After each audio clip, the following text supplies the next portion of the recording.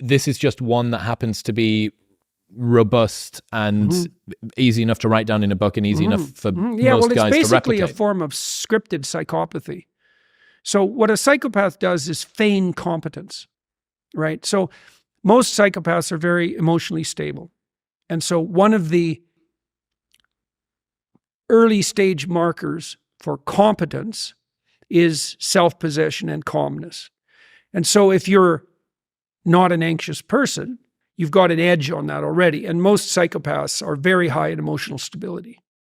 And so they look confident, because confident people tend not to be that nervous. Like if you're doing something you're expert at, well, you're not nervous because you know how to do it. Okay, so the lack of nervousness is a hint to competence. Well, you can feign that. You can feign competence. You can feign confidence. That's what the pickup artists teach. Now, I would say there's even some utility in what they do, right? Because if you're dependent and bitter and resentful and charmless and self-destructive and nervous and socially unskilled, the probability that you're going to be successful with women is very, very low. Okay, so you should be other than who you are.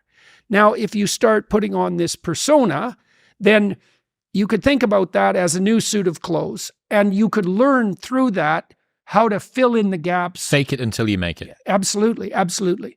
But if you take on that without doing the effort necessary to integrate that in a genuine way, then all that's happening is that you're being rewarded for being fake, right? And that's part of the problem with that too, is that you're practicing learning how to manipulate people in a psychopathic way. And if you practice that, of course you're going to become jaded. Like there's nothing more jaded than a psychopath.